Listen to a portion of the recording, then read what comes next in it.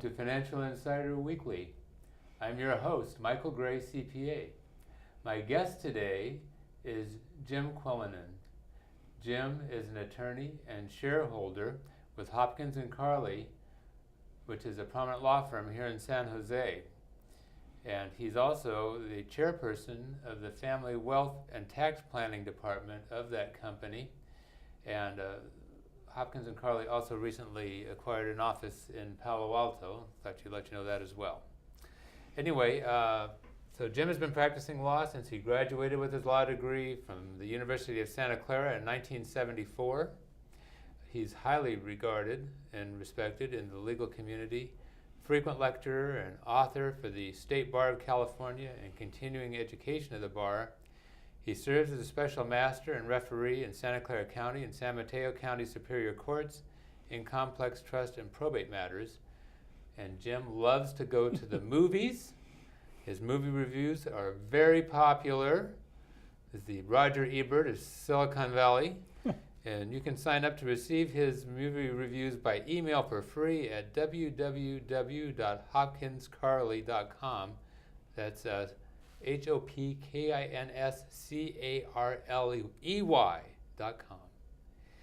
And also, Jim made an appearance on David Letterman, so I'm especially honored to have him as a guest today. And today, Jim and I are going to be discussing the changes in the Tax Relief, Unemployment Insurance Reauthorization, and Job Creation Act of 2010. Some people call it the Bush Tax Break Extension Act. Anyway, and its impact on estate planning. So this is an interesting time. I guess they say, what is that? That Chinese curse, right? Yeah, may you live in interesting times, right? Now, before we get started, I want to give our viewers a caution, and that is that this is just an introduction to a very complex area.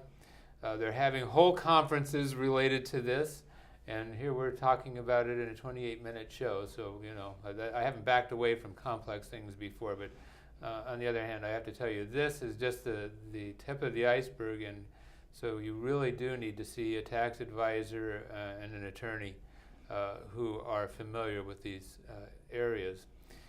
The problems that we're discussing are complex, and there may not even be solutions for some of these things yet. So anyway, but we're going to dive in here anyway. So Jim, thank you again for coming. Oh, my pleasure. And being my guest. So let's dive right into this thing. What were the recent changes to the federal estate tax in this extension legislation? Okay. Well, probably the most important thing you need to realize for what happened was in 2010, the estate tax was actually repealed. Mm-hmm. The entire statutory scheme ceased to exist and was repealed for people dying in 2010. And so there was no longer any federal estate tax or gift tax issues or generation skipping transfer taxes. Well, there were gift tax. Oh, there was a gift tax, yeah. Correct. I didn't mean to say gift tax, you're correct. Tip of the tongue. Tip of the tongue is right. There was no estate or generation skipping tax.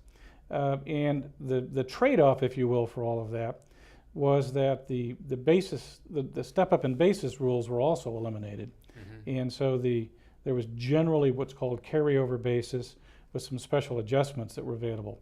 But, and no one was sure how this was going to happen because that was going to be 2010, but if nothing changed, they didn't do anything, come January 1st, 2011, all of the Bush tax cuts were automatically repealed, and we were back to where we were in 2001, which was $1 million estate tax exemption and a 55% maximum rate, and step up in basis and generation skipping transfer tax came back. So, and that people didn't really want to have that happen, and so there was a compromise that was went through the Congress, and it has this huge name that you mentioned. And what it did was a couple of things, and probably the most important thing is that it retroactively reinstated the federal estate tax into 2010 with a $5 million exemption and a maximum 35% rate for everything over $5 million. But you had an option. Your option was to opt out and opt into the zero estate tax program and carryover basis. And if you're going to opt into that, you have to file what's called a Form 8939. As we'll find out, there is no Form 8939. It's a So mystery form. It's a mystery form, and we'll talk a little bit more about that in a moment. So, but that is the technique. So, but the rule is that for anybody that died in 2010, that's the default rule is the $5 million exemption and a 35% rate. And they also were very nice too, in that was a big surprise in the middle of December. What do we do with somebody who died in January? When is the federal estate tax return due? Well, everybody's due date was extended to September 17th, 2011. 2011. So you don't have to worry about it right away. And just as a technical note here, the Form 706 for 2010 is not yet available. So it should be available shortly, but it is not. So you have these options. You have to take a look at it and say, okay, should I elect no estate tax and a low basis step up, or should I elect payment of the federal estate tax and the $5 million exemption and get a step up? And that, on the face of it, seems obvious, and would be an easy choice, an obvious choice. And for a lot of estates and trusts, it probably is. If they're relatively modest, probably anything under $5 million, you're going to elect into, or you're going to accept the default rule, which is a $5 million exemption and a step up in basis. But that's not necessarily true for anything that gets a little bit bigger. And you do need to do an analysis, because the effect of a no tax and low basis step up has to be analyzed over a period of time and cash flow analysis and things. And so we're recommending to our clients that are in sort of the gray area, yes, you need to take a look at it and see what is the best way to play. Do I go for no estate tax and low basis, or yes estate tax and high basis, and make those decisions based on some rational analysis. And there certainly are circumstances, we have several in our office, where no payment of federal estate tax is really obvious because the estates are so large. And to avoid a multi-million, maybe hundreds of millions of dollars in one case, federal estate tax is an important thing. Yeah. So, what happened in 2011 and 2012? Well, for the next 2 years we have this regimen, and so it is. We've got a $5 million exemption per person. We have a 35% tax rate. We have something new for this year and next year called portability. And what that means is that if let's make it simple again, let's just say my wife and I were exactly worth $10 million, and I die, my community half's worth $5 million. I could do elaborate estate planning and set it up in trust and do all sorts of things. But under the new rules, I could just give my wife my exemption, so that she'll have a $10 million exemption when she dies, and thereby avoid all this fancy estate planning. That's what portability means, and you can do this under the statute, and it does have some merits and some benefits.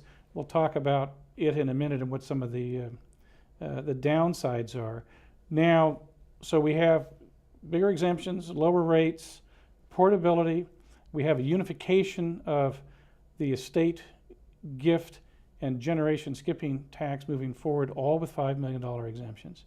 So that's all sort of the good news. The bad news is the self-destruction element is still there. Right. So what happens after 2012? The problem is that once again, come January 1st, 2013, if Congress doesn't do something, all the push tax cuts, this legislation, all automatically self-destruct, and we're right back where we were in 2001. It's the Cinderella law. Yeah, sort of the ugly stepsister law. Yeah. So we don't know, and so this is sort of the the planning nightmare that we're facing. Most of the pundits out there, most of the people that are talking about this, are of a mind that yes, this new scheme is likely to be in place permanently. One of the elements of the new scheme is that this $5 million exemption is indexed moving forward. Some people think that they may keep it but get rid of the indexing. So we just don't know what's going to happen. Now, obviously, I think it's no news to anybody that a year from this November, there's going to be another national election, and that's going to happen about 6 weeks before this law expires. So we're not going to know what's going to happen, I think, until sometime late in 2012, because I don't think politically anyone's going to be willing to move on this between now and then. We may not know until 2013. We may not know until 2013. Yeah. That was one of the scary things that was happening in late 2010. Is, could they make a retroactive law? Could they go to the middle of 2011 and do something retroactively? So, and we just don't know. So this is just hanging out there as an issue. But we're not telling people to, put their heads in the sand and just wait till 2013. Mm-hmm. There are some planning opportunities with a $5 million gift tax exemption that's there. And I think, historically speaking, we've never seen exemptions go backwards. We've only seen them go forwards, increase in value. So we're betting that we're either going to have this regime or something pretty much like it moving forward on a permanent basis. But we're not going to know until 2013, or right just before 2013, is at least my crystal ball. All right. But what are some reasons? Okay, some people might be thinking, all this mess here, I'll just skate by this 2 years. Maybe I shouldn't worry about doing an estate plan now, because I'm just going to have to go back in a couple of years anyway. Okay. So what do you say to people like that? Well, it kind of depends on where they are. Okay, if their estate is relatively modest, there's some flexible techniques we can use that don't require them to come back. There's something called disclaimer planning, and it's in its simplicity. What you do is you say, I leave everything to my spouse. That would be eligible for the unlimited marital deduction, and there would be no estate tax issues. But that would have the effect of pooling everything in the surviving spouse's estate, which might expose it to tax. So you give the surviving spouse an option, a disclaimer, to create this thing called this disclaimer trust, to take a pool of money and use the first spouse's exemption on it, and thereby potentially save taxes. If you use that design, it works fine, and I actually have been using that design for a long time. Last 10 years. I've been using it longer than that, but okay. The downside to that is that you in essence have given everything to the surviving spouse, and that doesn't mean the surviving spouse could turn around and give it to somebody inappropriate, right, or the new spouse. And so there's a variation on that theme where you can put it in what's called we call it a Q-tip trust, which means this is a trust that qualifies for the unlimited marital deduction, but you can do a partial qualification, and that thereby generate a piece of it subject to tax, saving tax dollars. And this flavor of trust, this Q-tip trust, has the benefit of surviving spouse gets all the income for life, which you probably want, but you can direct where the principal goes when the surviving spouse dies. So it provides more protection from the second spouse problem. Yeah. So just for our readers, or not our readers, our listeners who are maybe wondering, what's this Q-tip stuff? So, okay, so it is a special kind of trust. It means qualified terminable interest property. Correct. And it can qualify for the marital deduction. That's what the Q stands for. The qualifications is for the marital deduction. And terminal interest property is the designation that I've designated where the property's going when the trust terminates. Okay. That's where that language comes from. It's a mouthful, but that's what it's there for. Right. And so it qualifies for the marital deduction, but there's an election that's made on the estate tax return in order for it to qualify.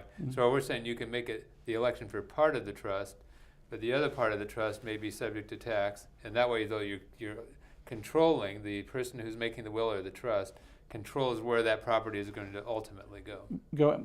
Plus gives you the benefit of the flexibility of addressing, well, if I got a $5 million exemption, I don't need tax planning, but if I got a $1 million exemption, I do. Yeah. And so you can build that flexibility into that kind of planning. So flexible planning is the key. Yeah. I've been harping on this for a long time.